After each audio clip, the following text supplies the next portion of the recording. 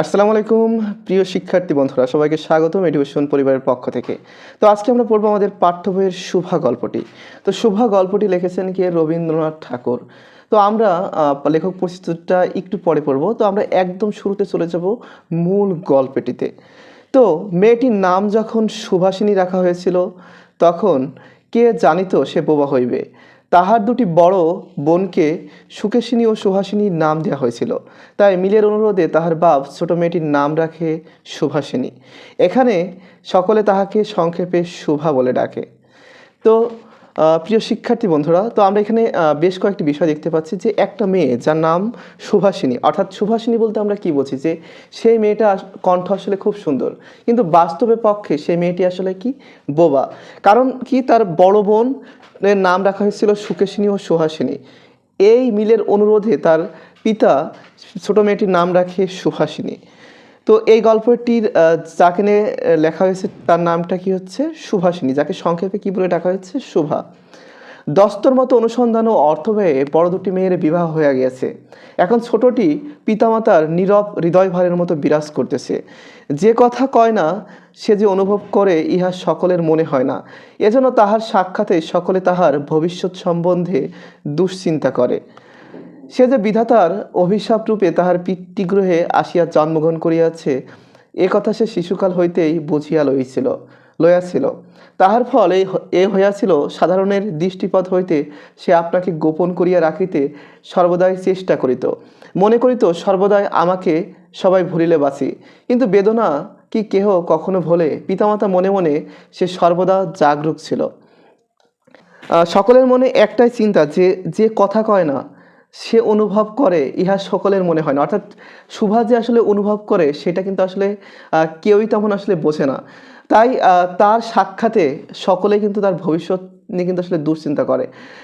এবং এই শুভা কিন্তু ছোটোবেলায় কিন্তু যখন তার পিতৃগৃহে জন্মগ্রহণ করেছিল, তখনই কিন্তু সে আসলে বুঝিয়েছিল যে যে সে আসলে অন্যর থেকে আসলে আলাদা। কারণ তাকে আসলে সবাই আসলে অন্য চোখে দেখে। এ কারণে সে সাধারণের যে দৃষ্টিপথ, তা থেকে সে নিজেকে গোপন করার চেষ্টা করত। কিন্তু আসলে যাহা নিয়ে আসলে মানুষের দুঃখ, অর্থাৎ তার পিতামাতার যে দুঃখ, সে কি চাইলেও কি সবাইকে সেই কথা আসলে ভোলাতে পারে? সে কিন্তু আসলে তাহার যে বোবা, সে যে সকলের ব্যথা, সেইটা কিন্তু সবাইকে সে ভোলাতে পারে না। বিশেষত তাহার মা নিজেকে নিজের একটি সরি বিশেষত তাহার মা তাহাকে নিজের একটি ত্রুটিস্বরূপ দেখিতেন। কেননা মাতা পুত্র অপেক্ষা কন্যাকে নিজের অংশরূপে দেখেন। তো গ্রামীণ সমাজে সাধারণত কন্যা সন্তানকে আসলে মাতার অংশরূপে আসলে দেখা হয়। কন্যার কোনো অসম্পূর্ণতা দেখিলে সেটা যেন বিশেষ রূপে নিজের লজ্জার কারণ বলিয়া মনে করেন। তো মাতারা আসলে কন্যার কোনো দুষ্ত্রুটি আসলে নিজের বলে আসলে মনে করেন। এই কারণে আসলে অনেকেই কন্যার কোনো অসম্পূর্ণতা দেখিলে আসলে নিজের লজ্জা বলে আসলে মনে করেন। বরঞ্চ কন্যার পিতা বীণাকণ্ঠ শুভাকে তার অন্য মেয়েদের অপেক্ষা একটু বেশি ভালোবাসতেন। তার মেয়ে একদিকে নিজের লজ্জার কারণ হিসেবে মনে করলেও কন্যার পিতা অর্থাৎ শুভার পিতা কিন্তু আসলে শুভাকে একটু বেশি ভালোবাসতেন। তো শুভার পিতার নাম কি? বাণীকণ্ঠ। এটা কিন্তু আসলে সবাই মনে রাখবে। কিন্তু মাতা তাহাকে নিজের গর্ভের কলঙ্ক জ্ঞান করিয়া তাহার প্রতি বড় বিরক্ত ছিলেন। তো এখানে একটা ইম্পর্টেন্ট প্রশ্ন, কে শুভাকে নিজের গর্ভের কলঙ্ক মনে করিয়া বড় বিরক্ত ছিলেন? এখানে গর্ভের কলঙ্ক শব্দ দ্বারাই বোঝা যাচ্ছে যে শুভার মায়ের কথা বলা হচ্ছে। শুভার কথা ছিল না, কিন্তু তাহার সুদীর্ঘ পল্লব বিশিষ্ট বড় বড় দুটি কালো চোখ ছিল, এবং তাহার ওষ্ঠাধর ভাবের আভাস মাত্র কচি কিশলয়ের মতো কাঁপিয়ে উঠিত। তো ওষ্ঠাধর শব্দের অর্থ কি? ওষ্ঠাধর শব্দের অর্থ কি? ঠোঁট। তো তার দুটি ঠোঁট কোনো কিছু বোঝা মাত্রই আসলে কাঁপিয়ে উঠিত, এবং তার যে সুদীর্ঘ পল্লব বিশিষ্ট বড় বড় দুটি কালো চোখ ছিল। তো এখানে একটা প্রশ্ন আসতে পারে যে শুভার চোখ আসলে কেমন ছিল? তো এটার অ্যান্সার হবে কি? এটার অ্যান্সার হবে যে শুভার চোখ ছিল সুদীর্ঘ পল্লব বিশিষ্ট বড় বড়। এরপরে আমরা আসি কথায় আমরা যে ভাব প্রকাশ করি, সেটা আমাদিগকে অনেকটা নিজের চেষ্টায় গড়িয়া লইতে হয়। কতকটা তর্জমা করার মতো সকালে সময়ে ঠিক হয় না। ক্ষমতার অভাবে অনেক সময় ভুল হয়, কিন্তু কালো চক্ষে কিছু তর্জমা করিতে হয় না। মন আপনি তাহার উপরে ছায়া ফেলে। ভাব আপনি তাহার পরে কখনো প্রসারিত কখনো মুদিত হয়, কখনো উজ্জ্বলভাবে জ্বলিয়া ওঠে, কখনো ম্লানভাবে নিবিয়া আসে। তো কথায় কথায় আমরা যে ভাব প্রকাশ করি সেটাকে কিন্তু আসলে নিজের চেষ্টায় কিন্তু বুঝিয়ে না হয় নিতে হয়, কিন্তু অনেক সময় অনেকের চোখ দেখে কিন্তু আসলে অনেক কিছু বোঝা যায়, তাহার কথাই কিন্তু এই চরণটাতে আসলে বোঝানো হয়েছে। কখনো কখনো অস্তমান চন্দ্রের মতো অনিমেষভাবে চাহিয়া থাকে। অনিমেষভাবে চাহিয়া বলতে আসলে অপলকভাবে চাহিয়া থাকার কথা কিন্তু আসলে বোঝানো হয়েছে। কখনো দ্রুত চঞ্চলের মতো বিদ্যুতের মতো দ্রুত চঞ্চল বিদ্যুতের মতো দিকবিদিকে ঠিকরিয়া ওঠে। মুখের ভাব বই আজন্মকাল যাহার অন্য ভাষা নেই, তাহার চোখের ভাষা অসীম উদার অতল স্পর্শ গভীর, অনেকটা স্বচ্ছ আকাশের মতো উদয়স্ত ছায়ালোকের নিস্তব্ধ রঙ্গভূমি। তো এখানে আসলে সুভার আসলে মুখের ভাষা নেই, কিন্তু তাহার এ কারণে আসলে তাহার চোখের ভাষাকে আসলে অসীম উদার অতল স্পর্শী গভীর এবং স্বচ্ছ আকাশের মতো উদয়স্ত ছায়ালোকের নিস্তব্ধ রঙ্গভূমির সঙ্গে কিন্তু আসলে তুলনা করা হয়েছে। এই বাক্যহীন মনুষ্যের মধ্যে বৃহৎ প্রকৃতির মতো একটি বিজন মহত্ব আছে। এই জন্য সাধারণ বালক বালিকারা তাহাকে এক প্রকার ভয় করিত, তাহার সহিত খেলা করিত না। সে নির্জন দ্বীপ্রহরের মতো শব্দহীন সঙ্গীহীন। তো এই যে বাক্যহীন মানুষের মধ্যে এক বৃহৎ প্রকৃতির যে বিজন একটা মহত্ব আছে, এই কারণে কিন্তু বালক বালিকারা তাহাকে এক প্রকার ভয় করিত। এখানে বালক বালিকারা বলতে আসলে সুভার যে সহপাঠী আছে, অর্থাৎ তার যে সমবয়সী বন্ধু বান্ধবরা আছে, তাহারা কিন্তু তাহাকে দেখে ভয় করিত এবং তাহার সহিত কিন্তু আসলে খেলা করতে চাইতো না। কিন্তু আসলে এটা কিন্তু কখনোই হওয়া উচিত নয়। যদি কারো শারীরিক বা এই ধরনের সমস্যা থাকে, অবশ্যই তার দিকে কিন্তু আসলে কথা বলা উচিত। সে নির্জন দ্বীপ প্রহরের মতো শব্দহীন ও সঙ্গীহীন। তো এখানে সুভাকে কিন্তু আসলে নির্জন দ্বীপ প্রহরের সাথে কিন্তু আসলে তুলনা করা হয়েছে। তো গ্রামের নাম চণ্ডীপুর, তো সুভার গ্রামের নাম কি? চণ্ডীপুর। এইটা কিন্তু আসলে খুবই ইম্পর্টেন্ট একটা প্রশ্ন। তো সুভার গ্রামের নাম কি? চণ্ডীপুর। এটা কিন্তু টিকের জন্য আসলে খুবই ইম্পর্টেন্ট, এটা কিন্তু আসলে সবাই মনে রাখবে। নদীটি বাংলাদেশের একটি ছোট নদী, গৃহস্থের ঘরের মতো বহুদূর পর্যন্ত তাহার প্রসার নহে। নিরলসন তম্বী নদীটি আপনকুল রক্ষা করিয়া কাজ করিয়া যায়। দুই ধারের গ্রামের সকলেরই সঙ্গে তাহার যেন একটা না একটা সম্পর্ক আছে। তো নদীটিকে আসলে বাংলাদেশের ছোট একটা নদী, এবং এই নদীটিকে আসলে গৃহস্থের মেয়েটির মতো কিন্তু আসলে তুলনা করা হয়েছে, কারণ একজন গৃহস্থের মেয়ে কিন্তু চাইলে কিন্তু তার সংসার ছেড়ে কিন্তু আসলে অনেক দূরে কিন্তু যেতে পারে না। ঠিক তেমনই এই নদীটিও কিন্তু অতটা প্রসার নয়, এই তুলনার্থে কিন্তু আসলে এই কথাটি কিন্তু বলা হয়েছে। এবং এই নদীর সাথে কিন্তু আসলে গ্রামের সবারই কিন্তু আসলে কোনো না একটা সম্পর্ক রয়েছে, কারণ নদী মানে আসলে অনেকের প্রাত্যহিক জীবনের কোনো না কোনো অংশে কিন্তু অতপ্রতভাবে কিন্তু আসলে জড়িত থাকে। দুই ধারে লোকালয় এবং তরু ছায়াঘন উচ্চ তট। তরু ছায়াঘন মানে কি? গাছপালা দিয়ে ঘেরা আসলে উচ্চ তটের কথা কিন্তু আসলে বলা হয়েছে। নিম্নতলা দিয়ে গ্রামলক্ষ্মী স্রোতস্বিনী আত্মবিস্মৃত দ্রুত পদক্ষেপ প্রফুল্ল হৃদয়ে আপনার অসংখ্য কল্যাণ কার্যে চলিয়াছে। অর্থাৎ নিম্নতলা দিয়ে গ্রামলক্ষ্মী স্রোতস্বিনী, অর্থাৎ এই যে নদী, এটাকে কিন্তু আসলে গ্রামলক্ষ্মী হিসাবে কিন্তু আসলে তুলনা করা হয়েছে। গ্রামলক্ষ্মী শব্দের অর্থ গ্রামের জন্য আসলে উপকার, এবং স্রোতস্বিনী বলতে আসলে কি? স্রোতস্বিনী শব্দের আরেকটি অর্থ আসলে নদী। আত্মবিস্মৃত অর্থাৎ এই নদীর সাথে কিন্তু অনেকগুলো কাহিনী আছে, এই কারণে কিন্তু এটাকে আত্মবিস্মৃত কথা কিন্তু আসলে বলা হয়েছে। তারপর বাণীকণ্ঠের ঘর নদীর একেবারে উপরে। তো ক নম্বরে কিন্তু অনেক সময় প্রশ্ন দিতে পারে যে বাণীকণ্ঠের ঘর আসলে নদীর একেবারে আসলে কোথায়, বা প্রশ্ন আসতে পারে যে বাণীকণ্ঠের ঘরটি আসলে কোথায়। তাহার বাখারির বেড়া, আটচালার গোয়ালাঘর, ঢেকিশালা, খড়ের স্তব, তেঁতুলতলা, আম কাঁঠাল, কলার বাগান, নৌকাবাহী মাত্রেরই দৃষ্টি আকর্ষণ করে। তো এখানে খ নম্বরের জন্য কিন্তু আরও একটি ইম্পর্টেন্ট প্রশ্ন, যে বাণীকণ্ঠের ঘরের আসলে বাড়িটা আসলে কেমন। তো এখানে লেখা যেতে পারে কি? বাখারির বেড়া, আটচালা, গোয়ালঘর, ঢেকিশালা, খড়ের স্তূপ, তেঁতুলতলা, আম কাঁঠাল, কলার বাগান ইত্যাদি আসলে তার বাসায় রয়েছে। এই গৃহস্থের স্বচ্ছতার মধ্যে বোবা মেয়েটি কাহারও নজরে পড়ে কিনা জানে না, কিন্তু কাজকর্মে যখনই অবসরই পায় তখনই সে এই নদীর তীরে আসিয়া বসে। তো নদী তীর থেকে আসলে বাণীকণ্ঠের বাসার সব কিছু কিন্তু খুব সুন্দরভাবে দেখা যায়, কিন্তু এত কিছুর মধ্যে এই বোবা মেয়েটি অর্থাৎ সুভাকে কি কারোর নজরে পড়ে কি, সেটা কিন্তু আসলে কেউ জানে না।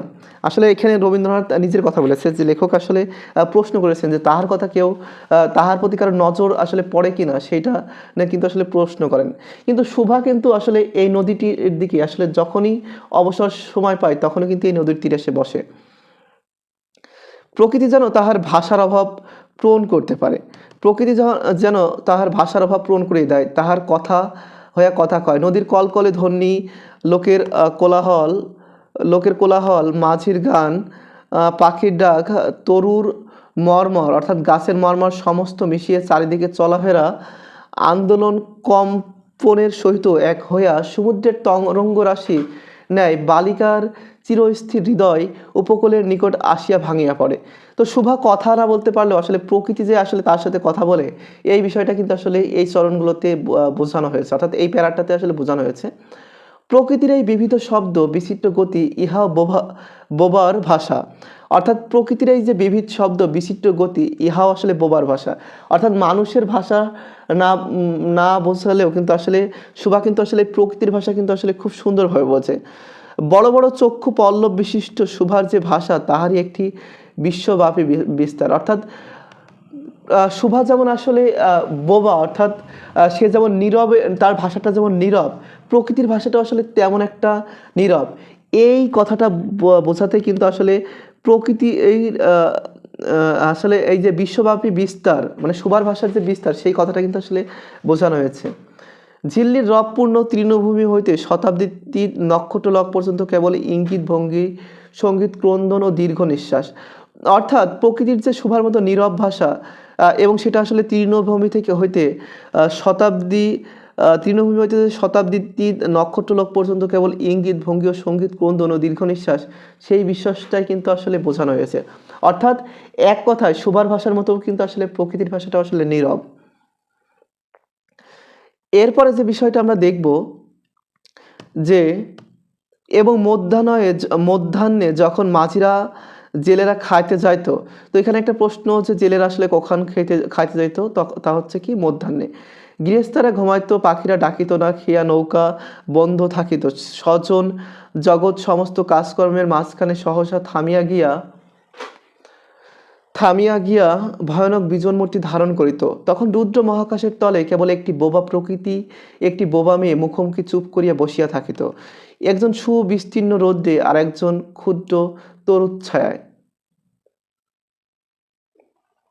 তো এখানে একটা কথা বলা হয়েছে, যখন মধ্যাহ্নে আসলে মাঝিরা যখন আসলে খাইতে যেত, যখন আসলে পাখিরা ডাকতো না, তারপরে বন্ধ থাকিত খেয়া নৌকা, ঠিক তখনই এই প্রকৃতির মাঝে আসলে দুইটা জিনিস আসলে লক্ষ্য করা যায়। একজন হচ্ছে বোবা প্রকৃতি, যা হচ্ছে কি সুবিস্তীর্ণ রৌদ্রে যার অবস্থান, এবং আরেকজন হচ্ছে ক্ষুদ্র তরুচ্ছায়, অর্থাৎ আরেকজন হচ্ছে শুভা যে আসলে ক্ষুদ্র তরুচ্ছায় আসলে অবস্থান করত। এই চরণটি দ্বারা আসলে এই কথাটি আসলে বোঝানো হয়েছে। শুভার যে গুটিগত অন্তরঙ্গ বন্ধুর দল ছিল না তাহা নয়, গোয়ালের দুটি গাভী তাহাদের নাম ছিল সর্বশী ও পাঙ্গলি।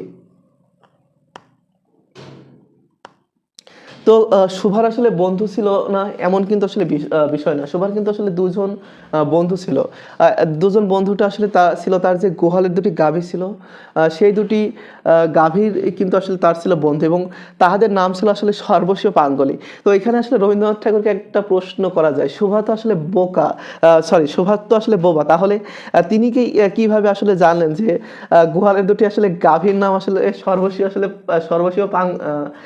সর্বস্বীয় পাঙ্গলি রেখেছিল? এখানে আসলে লেখকের কাছে একটু আসলে প্রশ্ন থেকে যায়। তো মূলত আসলে শুভার যে অন্তর্নিহিত বিষয়টি আছে সেইটাকে উপলব্ধি করে আসলে লেখক লেখার আসলে চেষ্টা করেছেন। সে নাম বালিকার মুখে তাহারা কখনো শুনে নাই, কিন্তু তাহার পদশব্দ তাহারা চিনিত, তাহার কথাহীন একটি করুণ সুর ছিল, তাহার মর্ম তাহার ভাষার অপেক্ষা সহজে বুঝিত। তো শুভা আসলে যে এই গাভী দুটির নাম রেখেছিল, কিন্তু গাভী দুটি আসলে কখনো বুঝতো না যে তাদেরকে আসলে সর্বস্বীয় পাঙ্গলি নাম রেখেছে। কিন্তু শুভার যে নীরব ভাষা একটা ছিল, তাহারা কিন্তু তাহাকে উপলব্ধি করত। শুভা কখনো তাহাদের আদর করিত, কখনো ভর্ৎসনা করিত, কখনো মিনতি করিতেছে, তাহারা মানুষের অপেক্ষায় ভালো বুঝিতে পারত। তো শুভা যে আসলে কখনো তাহাদের আদর করছে, আবার কখনো তাহাদের পর রাগ করছে, অর্থাৎ গাভীদের পর যে রাগ করছে সেটাও কিন্তু আসলে গাভীরা আসলে বুঝতে পারতো। শুভা গোয়ালে ঢুকিয়া দুই বাহুর দ্বারা সর্বশির গ্রীবা বেষ্টন করিয়া তাহার কানের কাছে আপনার গণ্ডদেশ ঘর্ষণ করিত। অর্থাৎ শুভা গোয়াল ঘরে ঢুকে অর্থাৎ যে দুটা গাভী ছিল তার মধ্যে একটা নাম ছিল আসলে সর্বশী। তো সেই সর্বশীর গ্রীবা অর্থাৎ সর্বশীর যে ঘাড় সেটা আসলে জড়িয়ে ধরে আসলে বেষ্টন করিত, নিজের যে গণ্ডদেশ অর্থাৎ নিজের যে ঘাড়ের সাথে কিন্তু আসলে ঘর্ষণ করিত। আর অর্থাৎ একটা সিনেময় একটা পরিবেশের কিন্তু আসলে সৃষ্টি করত। এবং পাঙ্গুলি অর্থাৎ অপর যে গাভী ছিল সে কিন্তু আসলে স্নিগ্ধ দৃষ্টিতে তাহার প্রতি নিরীক্ষণ করিয়া তাহার গা চাটিত। অর্থাৎ সে সর্বশী নামে যে গাভী ছিল সেটাকে কিন্তু আসলে জড়িয়ে ধরত, এবং পাঙ্গলি নামে যে গাভী ছিল সেটা সে দেখে শুভাকে কিন্তু আসলে গা চাটিত। বালিকা দিনের মধ্যে নিয়মিত 3 বার করিয়া গোয়াল ঘরে যেত। তো এটা একটা ইম্পর্টেন্ট প্রশ্ন যে শুভা নিয়মিত কয়বার গোয়াল ঘরে যাইত? 3 বার। তাহা ছাড়া অনিয়মিত আগমনও ছিল।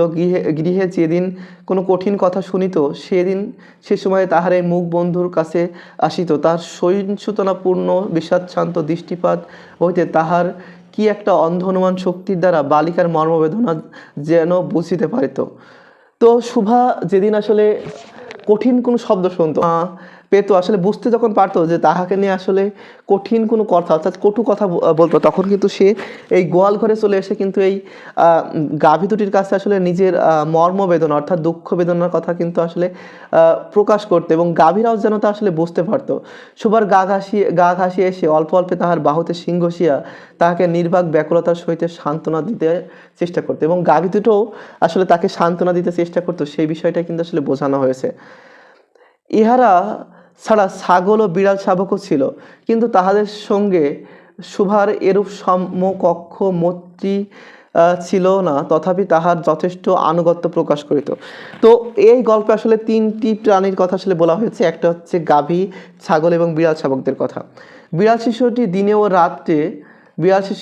ও রাত্রে তখন শুভার গরম কোলটির নিঃসংকোচ অধিকার করিয়া সুখনিদ্রার আয়োজন করিত, এবং শুভা তার গ্রীবা ও পৃষ্ঠে কোমল আঙ্গুলি বুলাইয়া দিলে যে তাহার নিদ্রাকর্ষণে বিশেষ সহায়তা হয়, ইঙ্গিতে এরূপ অভিপ্রায় প্রকাশ করত। তো ছাগল ও বিড়াল শাবকের সাথে তেমন একটা সম্পর্ক না থাকলেও আসলে এই বিড়াল শাবকটি তাহার যখন আসলে নিদ্রা অর্থাৎ শুভা যখন আসলে ঘুমাতো তখন কিন্তু তার কম্বলের ভিতরে কিন্তু আসলে এসে উষ্ণতা আসলে নেওয়ার চেষ্টা করতো, এবং শুভাও কিন্তু বিড়ালটাকে কিন্তু গ্রীবা অর্থাৎ ঘাড় এবং পৃষ্ঠে অর্থাৎ বিড়ালের গায়ে কিন্তু আসলে কোমল আঙুলি বুলায় দিত, এবং যেটা বিড়ালের ঘুমানোর জন্য কিন্তু আসলে সাহায্য করিত। উন্নত শ্রেণীর জীবের মধ্যে শুভার একটি সঙ্গী জটিয়েছিল, কিন্তু তাহার সহিত বালিকার ঠিক কিরূপ সম্পর্ক ছিল তাহা নির্ণয় করা কঠিন, কারণ সে ভাষা বিশিষ্ট জীব, সুতরাং উভয়ের মধ্যে সমভাষা ছিল না। অর্থাৎ শুভার একজন বন্ধু ছিল, কিন্তু সে কিন্তু আসলে বোবা ছিল না, তার কিন্তু সুভাষা বিশিষ্ট ছিল, অর্থাৎ সে কিন্তু কথা বলতে পারত। তো সেই মানুষটা আসলে কে? সেই মানুষটা আসলে গোসাইদের ছোট ছিলেন, তাহার নাম কিন্তু প্রতাপ। তো এইটা কিন্তু লিখে রাখো, এটা কিন্তু একটা 5 স্টার মানে প্রশ্ন, এটা কিন্তু আসার সম্ভাবনা কিন্তু 90%। লোকটি নিতান্ত অকর্মণ্য, অর্থাৎ সে কিন্তু তেমন কোনো কাজ করতো না। সে যে কাজকর্ম করিয়া সংসারের উন্নতি করিতে যত্ন করিবে, বহু চেষ্টার পর বাপ মা সে আশা ত্যাগ করিয়াছে। অকর্মণ্য লোকের একটাই অসুবিধা যে আত্মীয় লোকেরা তাদের উপরে বিরক্ত হয় বটে, কিন্তু পীড়ায় তাহারা নিঃসম্পর্ক লোকদের প্রিয় পাত্র হয়, কারণ কোনো কার্যে আবদ্ধ না থাকাতে তাহারা সরকারি সম্পত্তি হয়ে দাঁড়ায়। তো এই প্রতাপ কিন্তু আসলে তেমন কোনো কাজ করতো না, আর যারা আসলে কাজ করে না তারা আসলে বাবা মা এবং পরিবার এবং আত্মীয়দের কাছে কিন্তু খারাপ হয়, কিন্তু যাদের সাথে আসলে তাদের আত্মার সম্পর্ক বা আত্মীয়তার সম্পর্ক নেই তাদের কাছে কিন্তু এই মানুষগুলো কিন্তু আসলে প্রিয় হয়ে যায়, কারণ পড়ে থাকা যেমন সরকারি সম্পত্তি যেমন জনগণের ব্যবহার্য হয়ে ওঠে, তেমনি তাহারাও কিন্তু অনেক মানুষের কিন্তু আপন হয়ে ওঠে। এবং শহরের যেমন এক একটা গৃহ সম্পর্কহীন সরকারি বাগান থাকা আবশ্যক, তেমনি গ্রামে 2-4টি অকর্মণ্য সরকারি লোক থাকার বিশেষ প্রয়োজন।